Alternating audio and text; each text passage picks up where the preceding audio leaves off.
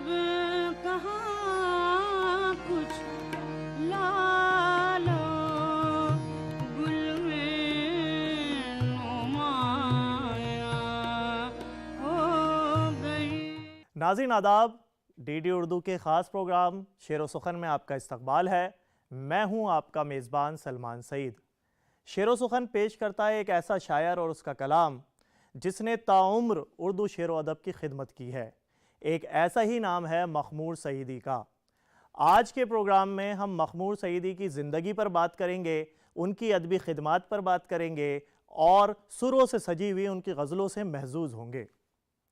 मखमूर सईदी का असल नाम सुल्तान अहमद ख़ान था और मखमूर उनका तखल्लुस था। राजस्थान के एक शहर टोंक में 31 दिसंबर 1934 में पैदा हुए। पहले अपने वालिद मोहतरम से इस्लाह सुखन लेते रहे और फिर उसके बाद बिस्मिल सईदी की शागिर्दी इख्तियार की। मखमूर सईदी ना कि सिर्फ एक बाकमाल शायर थे बल्कि बेहतरीन नस्र निगार और मुतरज्जिम भी थे। उर्दू के साथ साथ फ़ारसी ज़बान पर उबूर हासिल था। हिंदुस्तान भर के मुख्तलिफ अकादमियों ने और मौक़र इदारों ने उन्हें इनामात से और एज़ाज़ात से नवाजा था। सन 2006 में उनके शेरी मजमूए रास्ता और मैं के लिए उनको साहित्य अकेडमी अवार्ड से नवाजा गया। अहमद ख़ान जो मखमूर सईदी के वालिद थे, वो एक उर्दू और फ़ारसी के बड़े शायर थे। उन्होंने अरबी में भी कई नातिया कसीदे लिखे हैं। तो इस तरह से पूरा जो माहौल है मखमूर सईदी का, वो अदबी माहौल है जिसमें उनकी तरबियत हुई। इब्तदाई तालीम के बाद उन्होंने आगरा यूनिवर्सिटी में ग्रेजुएशन करने के लिए दाखिला लिया, वहाँ से ग्रेजुएशन की और बाद में उन्होंने एमए की डिग्री हासिल की।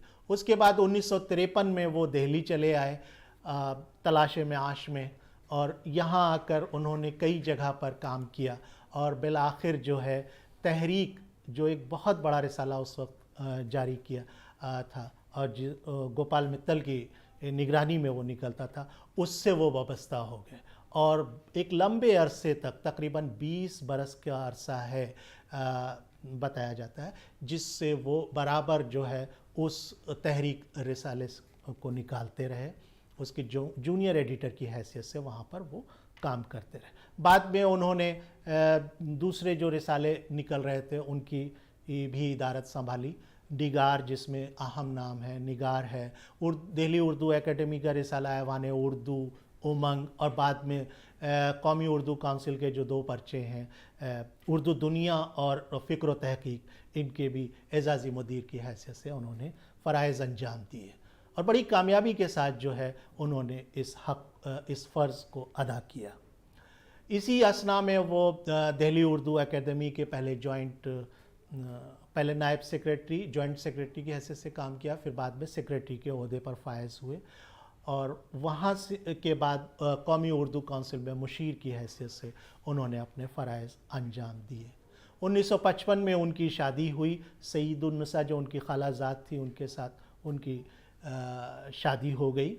एक बेटा जो है उससे पैदा हुआ, लेकिन बदकिस्मती बहुत ही कम उम्र में वो बेटे का इंतकाल हो गया, फिर कोई औलाद नहीं हुई और बाद में उन्होंने अपने छोटे भाई की बेटी सलीमुन्निसा, जिसको सीमा कहते हैं, उसको गोद ले लिया। वहाँ पर भी जब वो शादी की तैयारियां, घर में उसकी शादी की तैयारियां चल रही थी, उसी वक्त ये हादसा पेश आया कि उसके कपड़ों ने स्टोव से आग पकड़ ली और 3 दिन की तकलीफ़ बर्दाश्त करने के बाद वो भी जो है दुनिया से रुखसत हो गए। तो ये इस तरह के बहुत सारे वाक़यात हैं जो उनकी ज़िंदगी में पेश आए, लेकिन मखमूर सईदी बहुत ही साबित कदम रहे और उन्होंने जो है जिस तरह से अपनी जो वज़ादारी है, हिम्मत है, बहादुरी है, इन तमाम मामलात, इन तमाम वाक़यात का मुकाबला किया। मखमूर सईदी की शायरी में हमें कहीं कहीं बिराह रवी नज़र आती है और कनात पसंदी भी नज़र आती है। एक जगह कहते हैं, अपना यही है सहन यही साएबान है, अपना यही है सहन यही साएबान है, फैली हुई ज़मीन खुला आसमान है। अपना यही है सहन, यही साएबान है। अपना यही है सहन, यही साएबान है। फैली हुई जमीन, खुला आसमान है। अपना यही है सहन, यही साएबान है।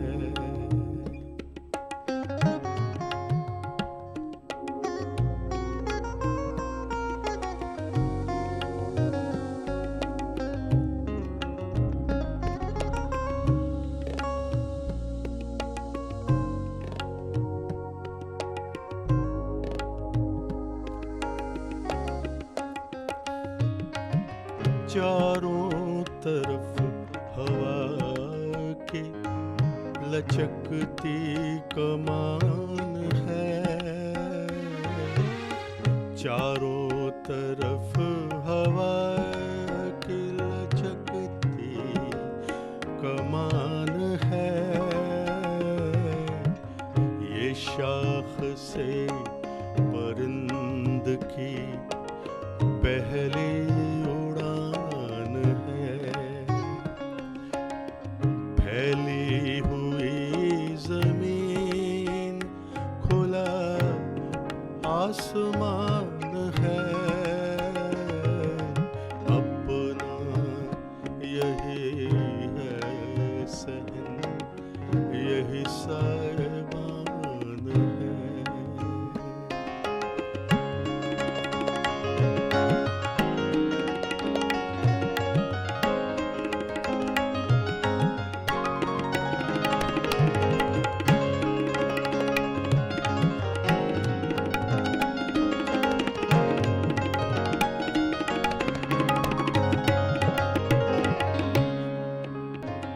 आँखों में तेरे ख्वाब न, दिल में तेरा ख्याल। आँखों में तेरे ख्वाब न, दिल में तेरा ख्याल। अब मेरी जिंदगी कोई खाली मकान है। फैली हुई जमीन, खुला आसमान है। अपना यही है सहन, यही साएबान है।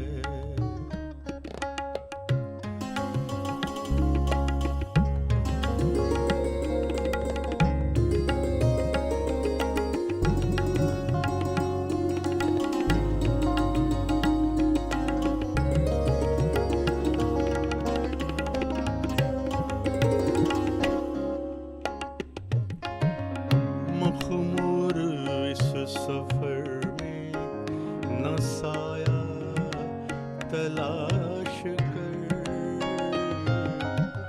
मखमूर इस सफर में न साया तलाश कर।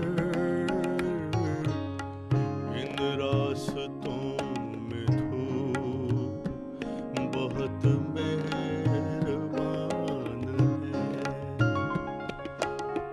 फैली हुई जमीन,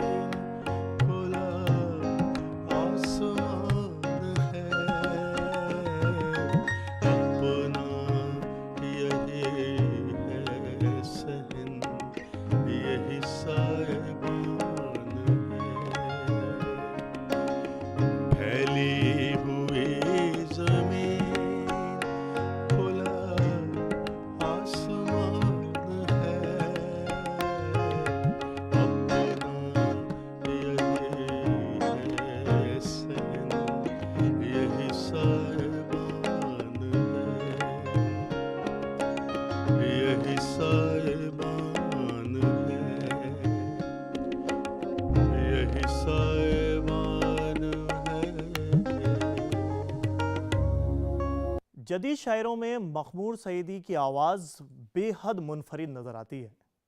उनके अशार ज़िंदगी की हक़ाइक़ के साथ साथ अपने गिरदो पेश की अक्कासी करते हैं और आवाम के जज्बात पेश करते हुए नज़र आते हैं।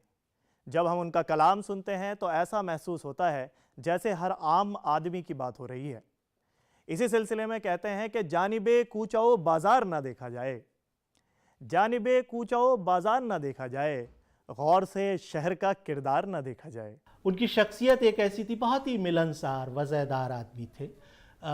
सबसे मुस्कुरा कर बात करना, बहुत ही तसल्ली से बातों को सुनना और फिर उनका जवाब देना बहुत ही इत्मीनान के साथ। कई बार मेरी मुलाकातें उनसे हुई, दिल्ली उर्दू एकेडमी के दफ्तर में भी हुई, बात में भी हुई। हर वक्त वो इस बात पर इसरार करते रहते थे कि कुछ ना कुछ उनसे ज़रूर खाया पिया जाए। वो इन सब चीज़ों का बहुत ख़याल रखते थे।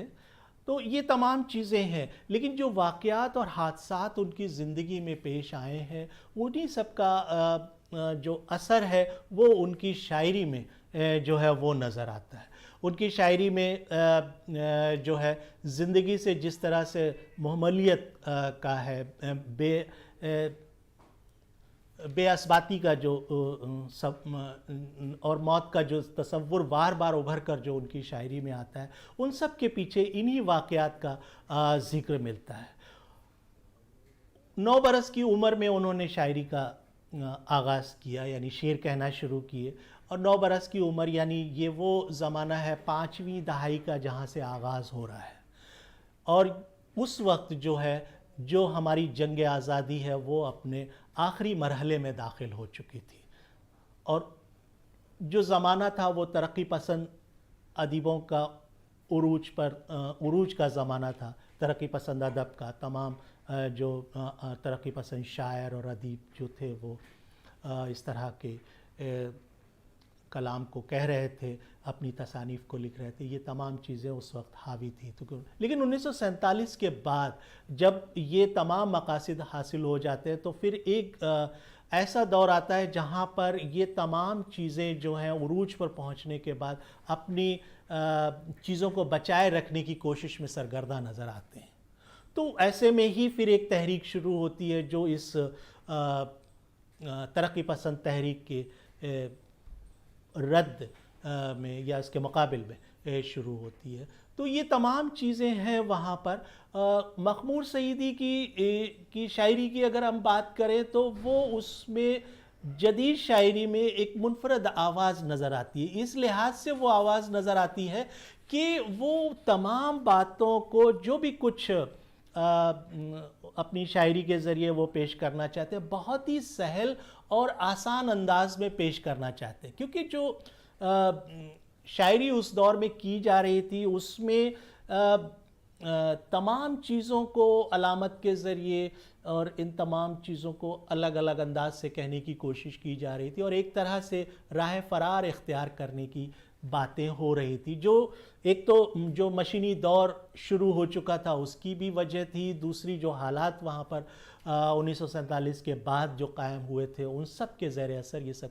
तो मखमूर सईदी की खूबी ये है कि वो जदीद गज़ल की बात करें या जदीद शायरी की बात करें, मुनफरद लहजा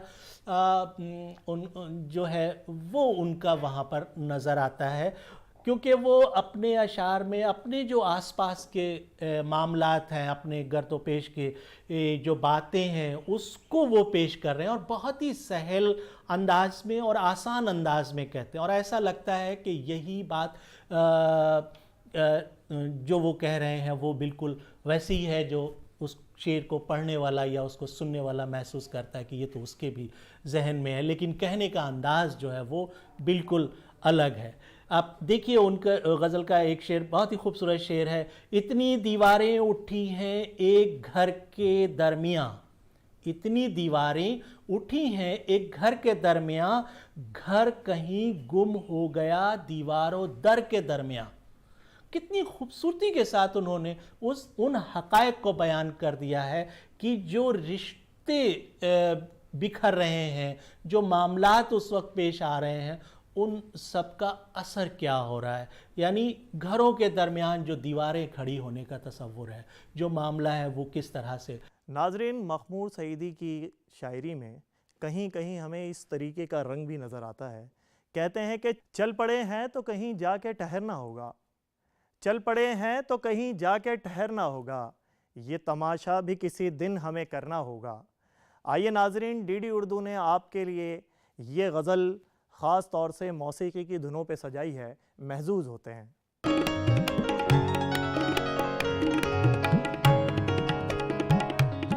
चल पड़े हैं तो कहीं जाके ठहरना होगा, चल पड़े हैं तो कहीं जाके ठहरना होगा, ये तमाशा भी किसी दिन हमें करना होगा, चल पड़े हैं तो कहीं जाके ठहरना होगा।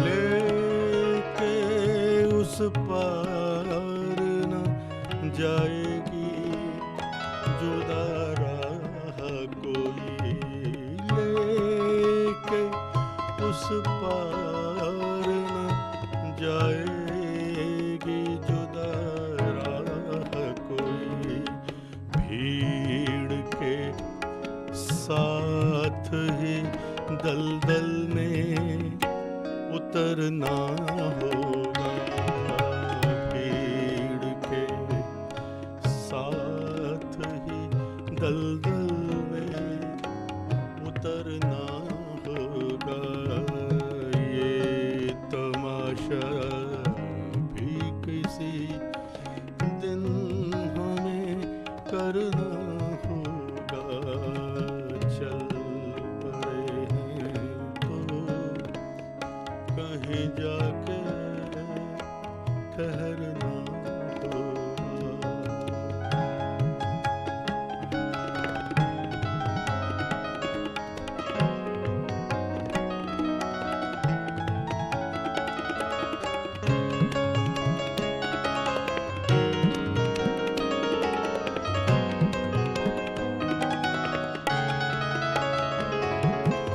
आए हो उसकी अदालत में तो मखमूर तुम्हें, आए हो उसके अदालत में तो मखमूर तुम्हें, अब किसी जुर्म का इकरार तो करना होगा, अब किसी जुर्म का इकरार तो करना होगा, चल पड़े हैं तो कहीं जाके ठहरना होगा, ठहरना होगा, ठहरना होगा। नाजरीन, मखमूर सईदी 1953 में कामकाज की तलाश में दिल्ली आ गए और दर्जन भर से ज़्यादा उर्दू के अदबी रिसालों की इदारत की और दिल्ली उर्दू अकेडमी के सेक्रेटरी के ओहदे पर फाइज रहे।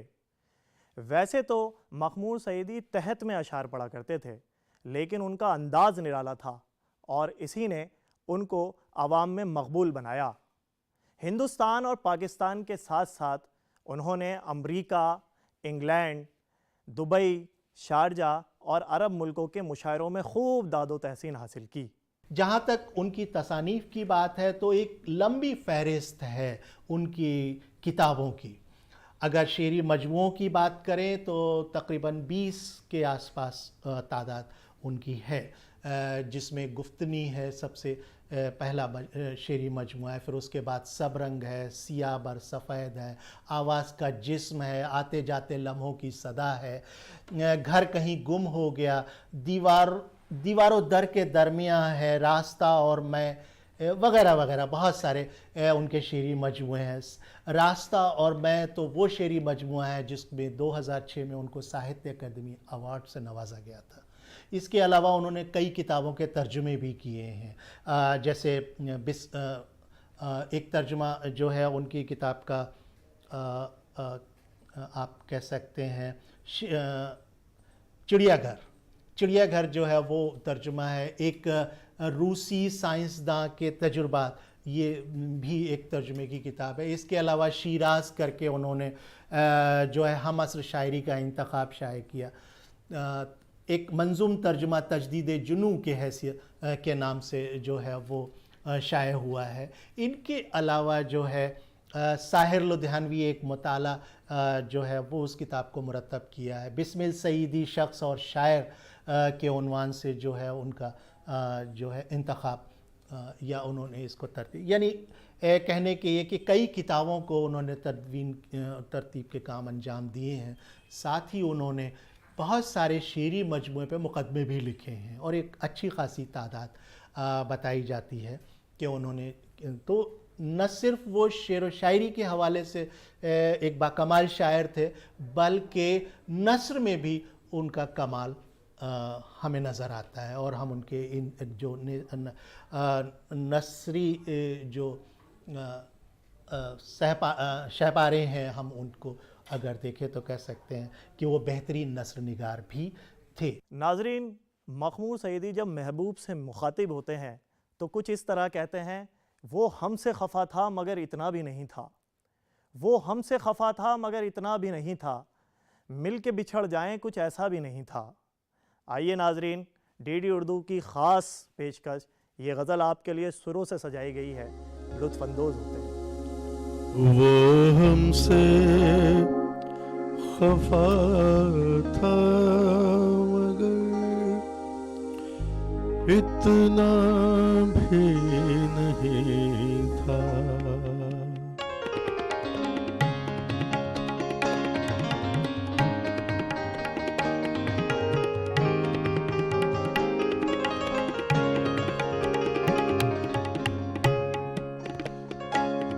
वो हमसे खफा था मगर इतना भी नहीं था, वो हमसे खफा था मगर इतना भी नहीं था, यूं मिलके बिछड़ जाए कुछ ऐसा भी नहीं था, हमसे खफा था मगर इतना भी नहीं था।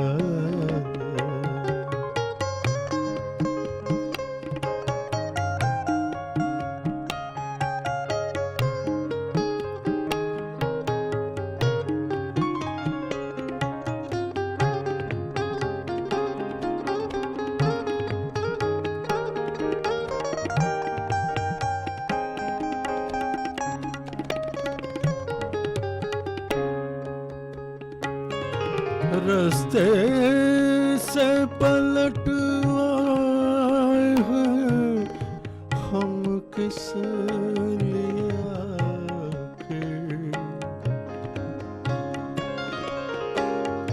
रास्ते से पलट आए हैं हम किस लिए आखिर, उनसे न मिलेंगे ये इरादा भी नहीं था, उनसे न मिलेंगे ये इरादा भी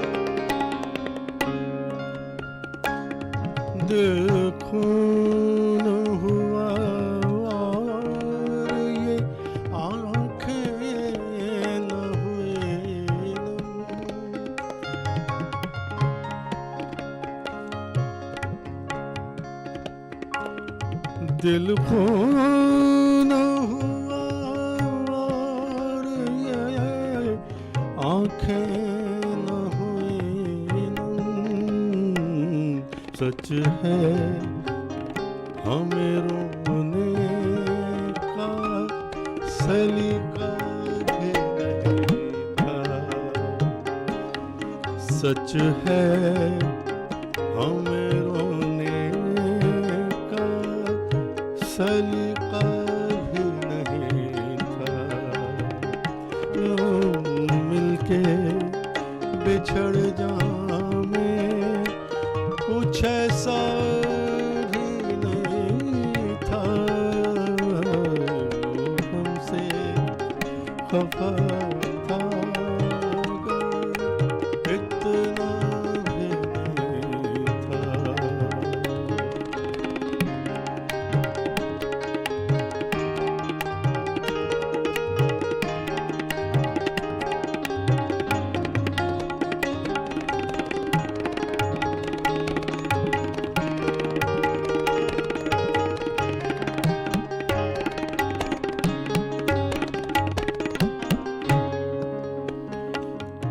एक शख्स की आँखों में बसा रहता है मखलूक।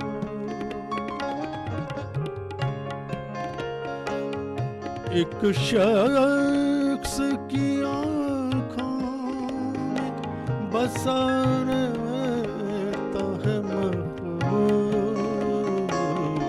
बरसों से जिसे मैंने तो देखा भी नहीं था।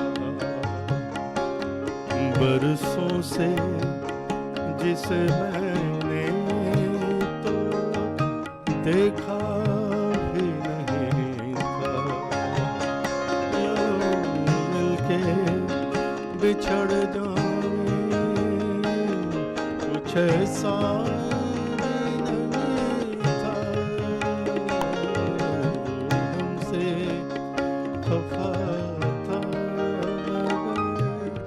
इतना भी नहीं, इतना भी नहीं, इतना भी नहीं था।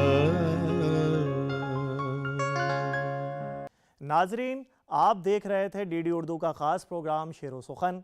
आज के इस एपिसोड में हमने मखमूर सईदी की हयात व ख़िदमात के बारे में बात की और उनकी गज़लों को मौसीकी की धुनों पे सुना। मुझे उम्मीद है कि आज का ये एपिसोड आपको बहुत पसंद आया होगा। फिर अगली दफ़ा एक नए उर्दू शेर व अदब के खादिम को लेकर पेश होंगे। तब तक के लिए अपने मेज़बान सलमान सईद को इजाज़त दीजिए। खुदा हाफिज़।